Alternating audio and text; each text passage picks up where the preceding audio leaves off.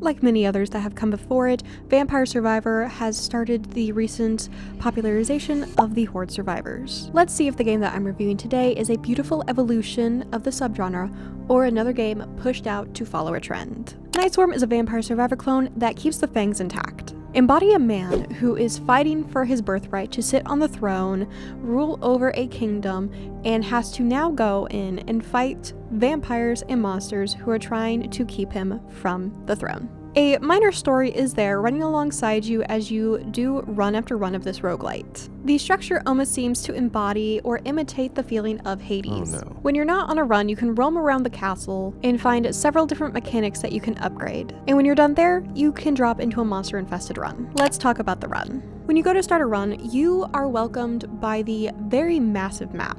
It will show the entire kingdom, and you will see that there are 4 regions. Each of these regions break down into 3 zones, and each zone has 3 levels of difficulty. Now, since the difficulties aren't all unlocked and you have to go through normal to unlock nightmare, nightmare to unlock hell, that means that you're going to have to go through 36 runs at a minimum to complete the game. This might not sound like a lot, but when I tell you that each run you have to go through 10 stages, you might start to understand what a monumental task this could be.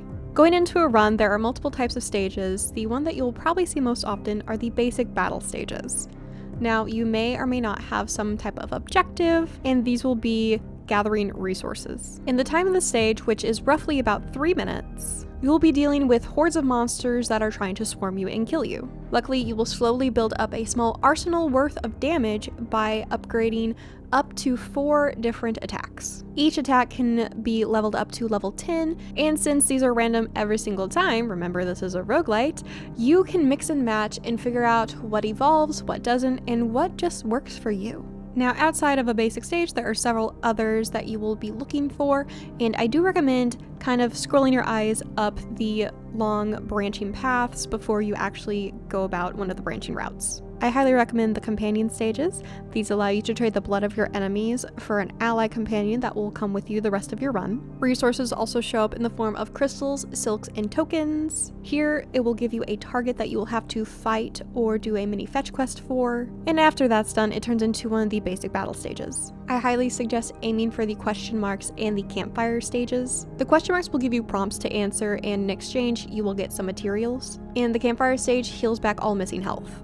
Now, once you've cleared 9 of these random stages, you will unlock and be able to fight the boss of the zone. The nice thing about the bosses is each zone has its own one. There's also their own minions and sets of attacks. Now, if you live to see the next day, you can choose to move on to a basically endless mode to gather more resources, or you can return to the castle to upgrade with what you have and get ready for your next run. Neither is a better option. In the beginning, I did a lot more of the endless runs, but then I started to get a bit tired and burnt out, so I stopped doing those.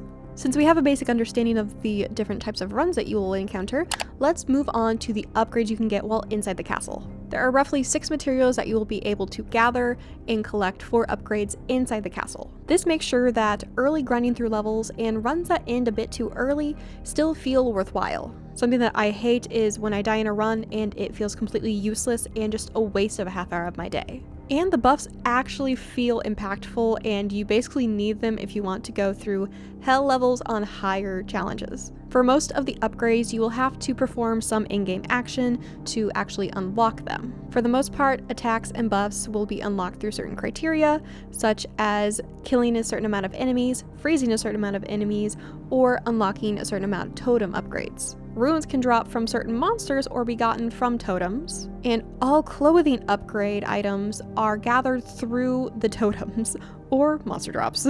So this means that you do have to go on runs a decent amount because, as you can see, a lot of your in-castle upgrades come from in-run progress. Now, like I said, I love the companions. I feel like they're a major buff and have become basically a necessity for me as I try and clear hell mode. You start with only a few unlocked, and you need to make deals with some of the tokens that you get to have others join your roster. Each companion will have a unique buff that will activate once they have fulfilled all of their mana, and these can range from increasing your damage output, decreasing your cooldowns, and even extending your collection range. They also have a passive that will just buff its main purpose, and both very important to upgrade if you want to recruit them. You can see a big difference between a non-level companion and a fully leveled one. My must-haves in the early game were very much the damage buff, the movement speed buff, and the crit damage buff. Now, while I'm going through the harder ones with a bunch of more minions, stronger minions, I'm getting hit a bit more, I tend to now prioritize health regen and cooldown reduction. These two things allow me to go through hordes of enemies, and even if I take a good amount of damage, because I do less damage, they have more HP, and my cooldown for my dash is greatly increased, I can still go through and make it to the boss fight more often than not. Now there is a skill tree. You'll be collecting a lot of pink crystals, and those go right into your skill tree. There are 3 sections, one being damage, one being health, and one being resource buffs. We'll get to it in a second. I did think the skill tree was quite useful, and I maxed it out completely. The roadmap on Steam does say that they will be increasing the amount of stuff in the skill tree, which is nice. And I personally started out with damage because I like big numbers and enemies die quick.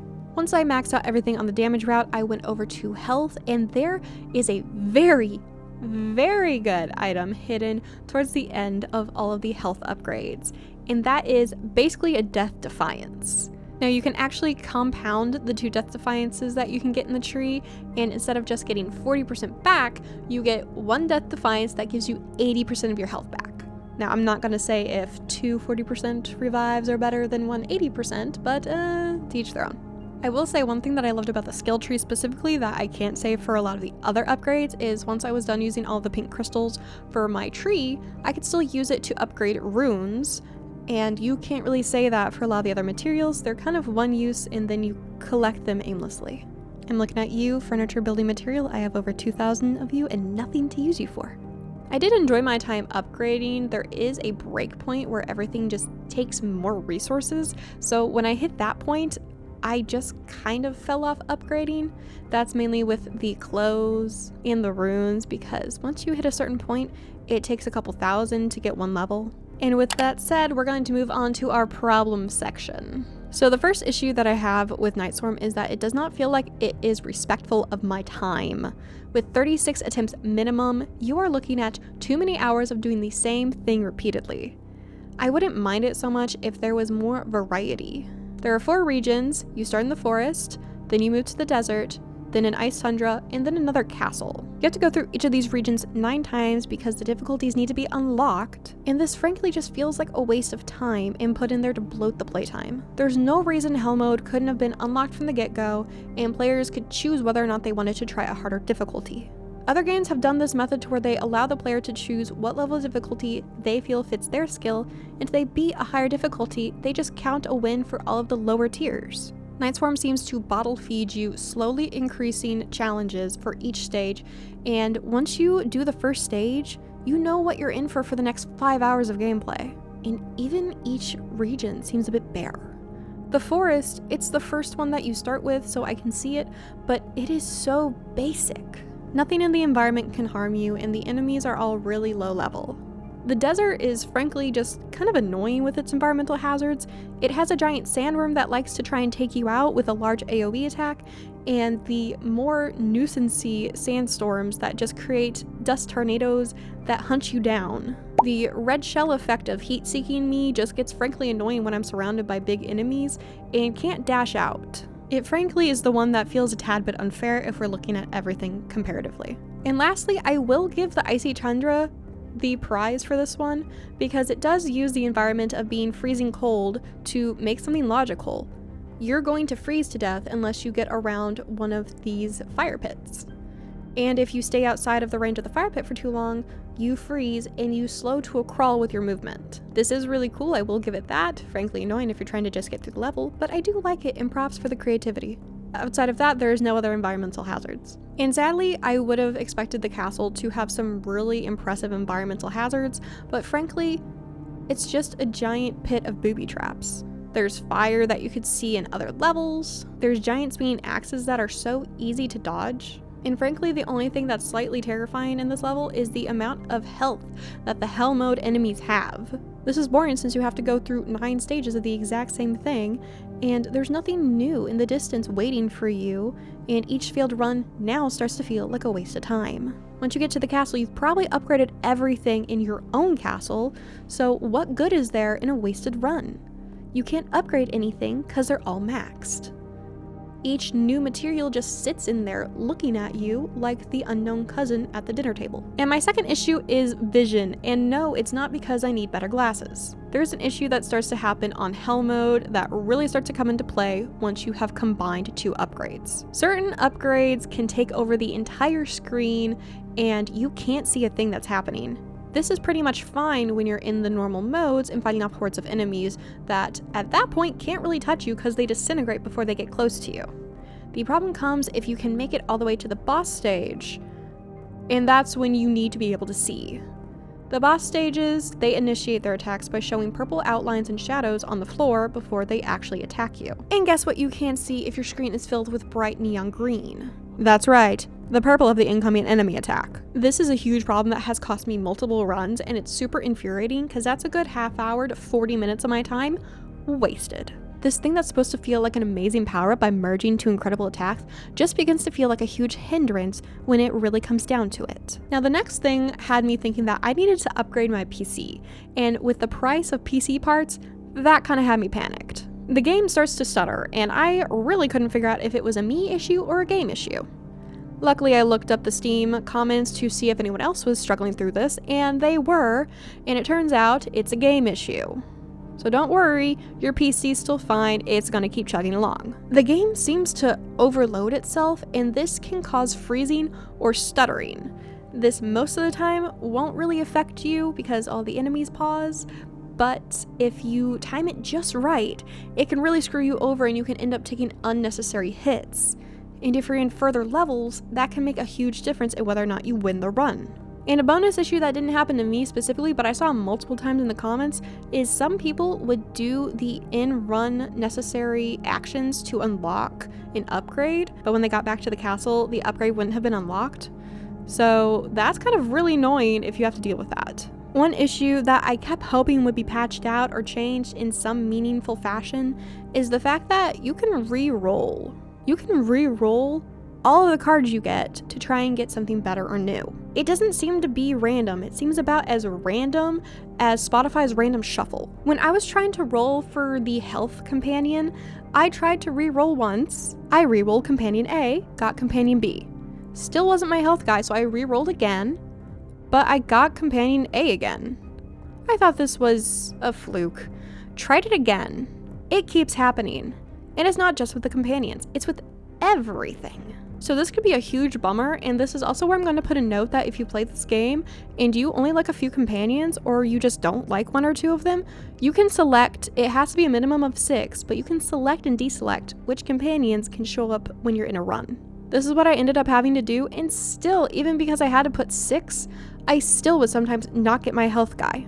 So I really need them to fix that so it actually shuffles, because I went through 6 different shuffles and only got 3 different companions. And wrapping up this section with something that I didn't find out until actually probably halfway through my total game time is that this game uses generative AI. Now the music, the characters, the environment, everything seems safe and human-made, and where they dropped the ball and sold out to AI is with the voiceover. The odd thing that really threw me off when playing was some characters, to my stupid little brain that struggles to tell AI apart from normal things, was some of it sounded like decent amateur level voice acting, and others sounded straight up text-to-speech.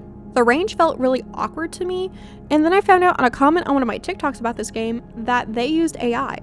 So I went and searched on the Steam page, and it turns out I was looking in the wrong section.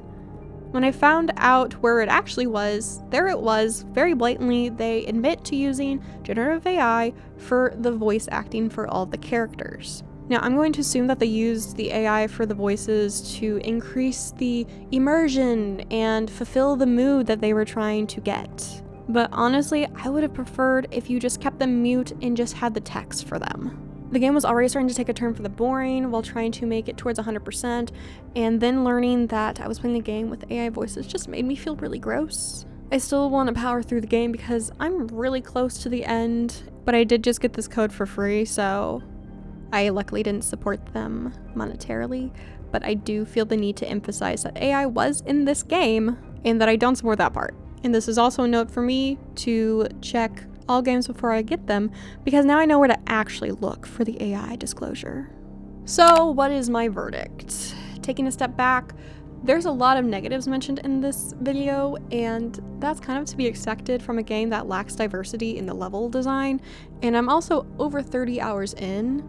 You really start to see stuff that casual or newer players just aren't going to notice. It got so repetitive that I actually had to swap over to playing it on my Steam Deck, and that is derogatory. I couldn't just get runs in on my computer because it felt so boring and it took so long. I ended up having to start runs on my Steam Deck, and then I would get bored about 7 stages through and just turned it off, and then came back to it later. That's how I've been getting through it, because I'm still trying to get to that 100%. I would like to point out that these negatives come from hours and hours of playing this very grindy game in a short amount of time. I was genuinely enjoying the game when I first started playing it, and I'm not sure if that's just because this is technically my first Vampire Survivor / Horde Survivor, so the novelty still was in full swing when I first started the game. And also, I didn't know AI was in it at that point.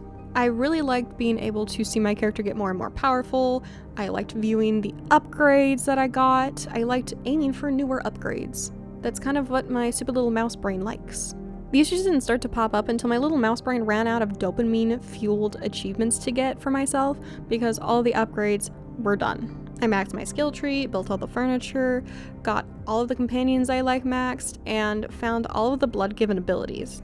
Now I have a bunch of materials gathered that I can't use anymore, and they feel worthless. The only thing pushing me forward is knowing that I'm so very close to finishing this game, and I can uninstall it from everything and be done with it.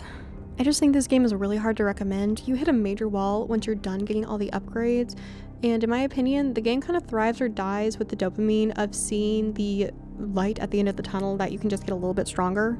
And tacking on that it uses generative AI, which I know myself and a lot of other gamers just really hate and don't want in their games, this can be pretty much an impossible sell for a lot of people, and they're gonna probably hear that you can get Vampire Survivor for under $5 on Steam even without a Steam sale, and just go and do that instead. Maybe a Horde Survivor addict might check this out, but honestly, I don't think I can give it anything higher than like a 3 out of 5. So I guess that's it. I present to you a kind of mid-game that is fun for the first 10 hours maybe, and then you kind of fall off of it really hard. I think that the art is really pretty in it, and people say that the music's pretty repetitive, but I'm gonna be honest, this was a game that I had YouTube videos going on the side and muted, so don't really know what the music sounds like. I thought the boss fights were pretty unique. Each of them in each zone were their own entire entity.